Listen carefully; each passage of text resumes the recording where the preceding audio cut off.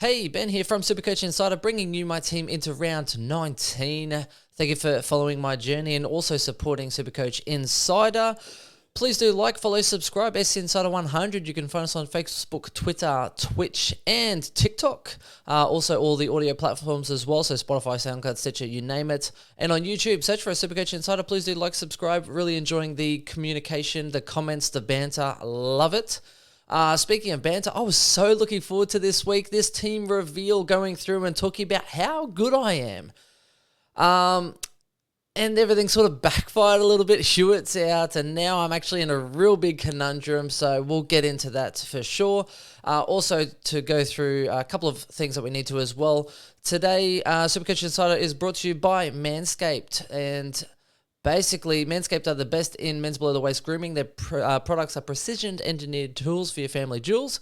Manscaped's premium package is the ultimate men's hygiene bundle. Over 6 million men worldwide use Manscaped.com, which is over 12 million balls, give or take. Really happy for their support and continued support. So SC Insider 100, you can get 20% off, including free worldwide shipping. The latest thing that they sent us, we spoke about on last week's pod and gave you a little bit of a demonstration, but their Ultra Premium Collection.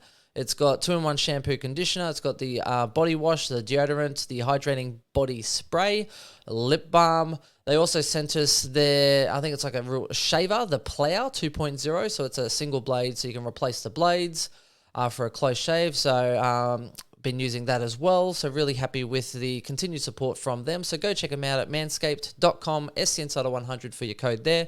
And as always, sponsored as well by splashvodka.com.au.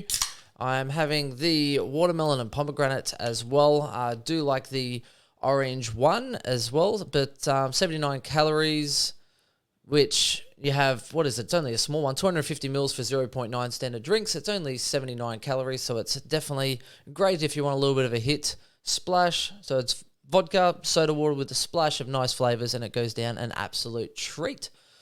So let's get on to my week, 2,504. Oh, I need that. So I've moved up in ranks. I moved up 55 places. I'm now sitting 153rd. So let's have a look at my team. And it was glorious. I sat there last week and I was contemplating, do I keep Ware? Do I keep Hobbs as my loophole cover? Do I want Hobbs to cover for Oliver? And do I want to keep Ware as a defensive cover? Because I could have sat there really pretty, kept my premiums, taken my rookie score on the bench, and just used my 3 trades for injuries. Probably in hindsight, probably wouldn't have been a bad idea as we have a look at this week. But I was like, hey, you know what? The last couple of weeks have been pretty good. I could go Ware down and go and bring Hobbs up to Bontempelli. So I ummed and ahed about this, even right up until I think it was Friday night. And Friday afternoon, I just had this real weird feeling that Bont was going big. And the reason he was going big is because I was considering not bringing him in. And that and how big I knew the game was. And I was just like, right. I was channeling my inner Abdul. So shout out to Abdul, also ranked number 1 now overall. Channeling my inner Abdul being like, mate, it's a sprint. It's not a marathon. So I was like, right, well, what's the point in me having these 3 trades? I can then go Bontempelli, bring him in and basically replace Clary. I can put Heaney on field, who got 104, so that's awesome. I now have this loophole ability where I will then be able to actually loophole a player for this round, so that's an advantage. And there was only one weakness in my team. One weak area. I had bench cover now. I've got a midfield cover, so I could throw Heaney into my midfield. I've got ruck cover. I can throw English into my ruck and Heaney bang on field into my forward line. I've got forward cover because I've got that extra bloody forward. Now, the one place I didn't have cover, you guess it, is defense. Now, Lord and behold, fucking Hewitt with some back soreness has left me with a real conundrum this week because I'm looking at my first donut for the whole year. Now, this is a conundrum some of you are probably going to be facing if you only have low trades. I am very uncertain. I wish I could tell you some wise logic, and I wish I could tell you that everything's going to be okay and to burn your last trade. But I am very, very uncertain. I'm going to explain the thought process on both sides. Number one, I'm now ranked 153rd. So part of me feels like I need to kind of keep pushing. Now, it just happens to be I kept my one trade. If I do lose a defender to an injury, then bang, that was going to be my trade. That was the decision I made. Now, it makes sense. I think after this round, I've got 4 rounds to go, but then I'd leave myself open to donuts for up to 4 weeks. So that's going to be the big issue. Now, if I have an injury in my forward line or my midfield for up to 4 weeks, then that premium that I have elsewhere comes on and just plays the whole last 4 rounds. And that's just how it is. So it's really this sort of risk-reward system where I'm thinking, okay, let's just assume that, hey, maybe Hewitt goes 80 this week. Went 80. I'm like, okay, so I'm looking at Bontempelli in last week for me instead of Hobbs. Hobbs didn't score very well. He got a bit of an AC knock or whatever it was. Didn't score well at all. So I'm already ahead on the Bontempelli coming into my side, and I actually made him captain VC last week. So that came down to the whole, it's a big game, Bruce is out. I wish I told you and gave you the heads up that I was probably making him VC, but I didn't know. It wasn't until Friday afternoon. Big game, Bruce in. I just had this weird feeling that he was going big because I was contemplating not bringing him into my side, which is usually the way on how it goes these days. Shout out, let me know in the comments as well if you've thought about bringing someone in and then not done it and then they've gone absolutely huge and you're pulling your hair out. I was having those vibes. So I kind of just went with my gut on it. Shout out as well to Supercoach Data as well. Apparently out of all the Twitter people, all the Supercoach Twitter people and everyone that sort of follows him and interacts with him online, I have the second most captain points in the Twitter sort of sphere. So I'm really happy with that. I didn't think my captains and VCs were that great, but apparently I'm killing it. I think I've got about, was it 300 or 600 points more than Abdul, which just shows how much Himmelberg and Darcy Cameron have absolutely burnt me, and obviously not starting Wits. So it's a really interesting scenario this week. So I'm already thinking Bontempelli in has probably made me about a good 130 points maybe on top of, or it's definitely a good chunk on top of what Hobbs would have got last week. So I'm already 100 and something points. 120 points ahead of last week. And I had him captain, which got me, I think it was about another, 17 points or something on top of Mills. So I'm already up a significant amount on that decision last week. So I could just cop the one donut, slide a little bit in the rankings. I really hope Dawson is actually still, rumor was he's ill. He got named, but I really hope Dawson doesn't get up. Sorry for all the owners out there. But if Dawson and Hewitt are out, I think it makes it much better for me because there is there's more chance of someone having a donut. And then my rankings won't slide so much. I don't have Kitty Coleman, so that's good news because he's obviously not playing. I don't have Josh Kelly because he's obviously knocked out. So it's really, for me, it's just Hewitt, just the one donut. And I'm really tossing up the difference between, okay, is it worth me not spending my last trade on what appears to be a 1 week injury? It was a bit of back soreness, pulled up, told the physios and stuff today. So it doesn't seem like it's a long-term thing at this current point in time. However, it could be the scenario where you know, like it has been done before, you're like, oh, he'll be back next week, and then it doesn't happen. I'll be very frustrated if that happens. So that's what I'm sort of looking at. Is it worth just taking the one donut to stop 3 to 4 donuts later, or do you just kind of do it now and hope for some luck? And that's sort of where I am currently at. Generally, Sicily, Dale, short, crisp, are generally quite durable, touch wood. And the other issue is that I don't really have many people that I can go to from him. I've only got 15,000 in the bank. I shouldn't have got Yuland in. I probably should have got Burgoyne, who might actually even be named, which is probably painful. I think he was sub, so I was like, I'll just free up max cash because I can't rely on him anyway, and I probably could have maybe actually avoided a donut here.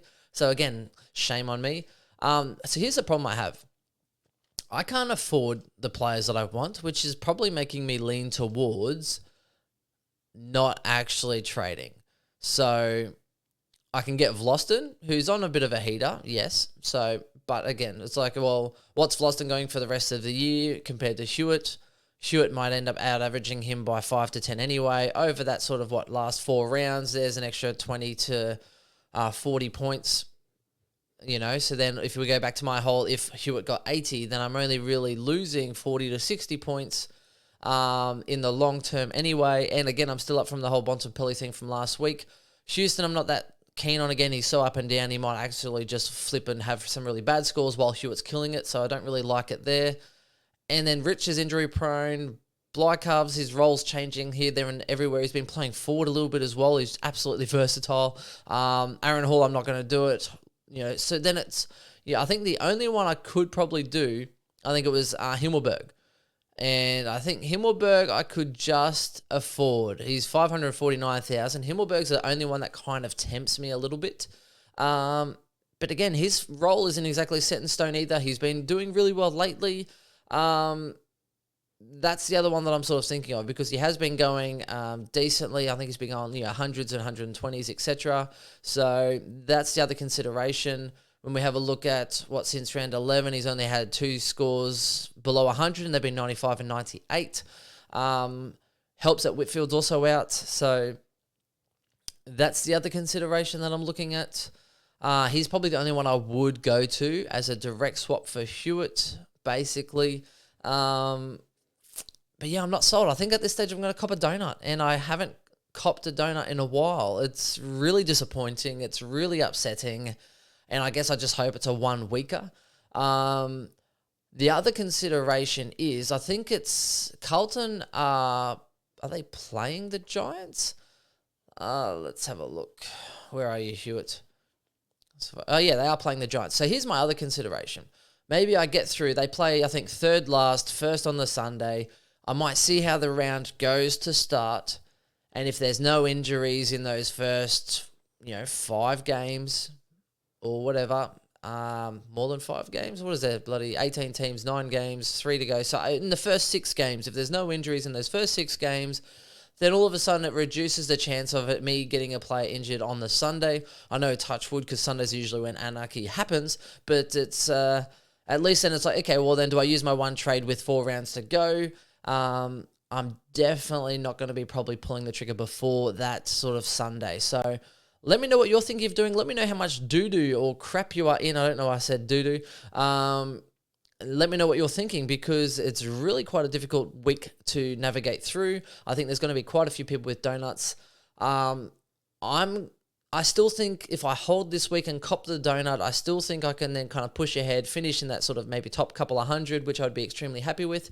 I can't win at this sort of stage. I think I'm quite far behind that. So I'm just kind of trying to hold on to a decent rank just to make myself feel better and sleep at night. So what do you think's the best play here? Because I could go either way. Is it worth taking your only trade for a possibly 1 week injury, or saving it for a 2 to 3, like a Stewart scenario? Because the last thing I want is to have 4 donuts in a row and costing myself 400 points when I could have just cost myself like 100 or less. So that's where I'm at. As far as C and VC coming up this week, I'm considering going a little bit different. Now, most of my captains and VCs is kind of gut feel based.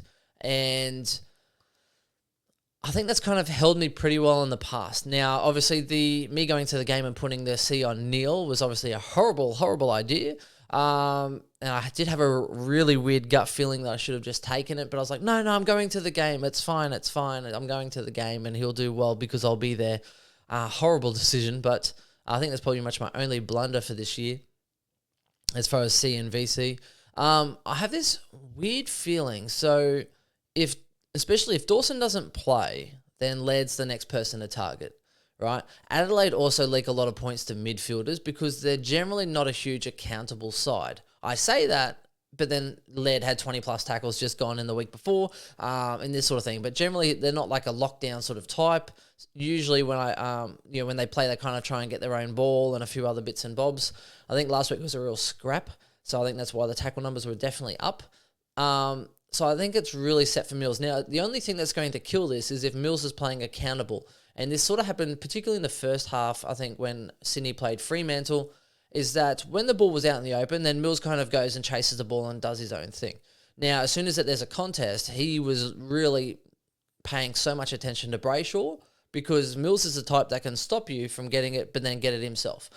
He did it to Dangerfield. He's done it to a few people before and done really well. The other consideration is that Laird generally does well, and he's come off an absolutely huge score. So I think a lot of people will be sort of going there because, Laird, racks up a lot of ball. He averages really well. He's very consistent, but he also gets a lot of these sort of 115 to 120 something scores, which is, good enough as a captain or something. But then as a VC, I think you could maybe do a little better.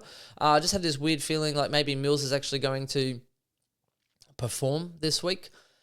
His games in Sydney, I think there's only one game, and I think it was against the Saints where he got an 86 here. But you have a look at the Sydney games, SCG 147, SCG 130, SCG 139, SCG 60, against Gold Coast. I think that's when a lot of people were looking at bringing him in after his 200. So he's had 2 poor games at Sydney. SCG 167, SCG 117, SCG 138. So when we have a look at sort of, Adelaide, I think they could definitely sort of towel up in that midfield a little bit. They're strong favourites, so I just think it could be a good option. I could be wrong, but I feel like Laird's going to be a highly popular option, so I don't mind that if you want to play safety in numbers. And then I think Neil, Gold Coast don't generally tag. He plays better at the Gabba. They lift in Q clashes, and I think Neil is probably a good one. Gold Coast, again, don't generally tag as well. So I think there'll be... I think it'll be a good show. I think it's a Saturday night. I think Neil plays a bit better at nighttime as well. Whatever that's worth, let's have a look if there's any truth in that. I just feel like nighttime, he just sets it alight at night. Doesn't even tell me the game times on these, so I can't really help you. Anyway, so he Neil hasn't really had a huge score. The 135 against Bulldogs was good. 164 against GWS. It was a while ago. Only got a 108 against them last time, so that is a little concerning. I'm not sure what else there is after him. I'm not sure if I'm really keen to back in a Clary straight off him having hand surgery and coming back in. So I'm not sure if I really want to back that in. I don't really want to go on McRae. I think he's been really quite poor lately. He did well, 128 last week, but against the Ds, you could throw a blanket over them. Who's going big? Is it Bontempelli? Is it Petrarca? Is it Oliver? Is it McRae? And I'm not sure I want to really put a C on that game. So that leaves me with a little bit of a pickle. But at the moment, I'm thinking Mills into Neil. I might consider trying to go Neil into an Oliver type, just because going back to Abdul's again, Neil's probably going to be my captain for this week, so why not make him VC? In case he spuds, I can then look at bringing in a Clary and just sort of trying to stick with safety and numbers. So that's probably the smarter play for me this week. I don't know. I think for me, I've just got this feeling Mills might go big. He's done it before and got a 139 when I had that feeling, and then he's also sputtered before, and obviously I didn't take it. So I guess we'll see. Let us know who you're thinking for your CMVC this week. Let us know how you're tracking. Let us know what you're thinking, and that's it for me this week. A really mixed bag. I'm very upset. I was going to come in and gloat, and that's been really, really... I should have done my podcast yesterday or the day before. I would have spoken about how good I am without the negatives. That's it. Let us know what you're thinking, and I'll talk to you soon. Alrighty, bye.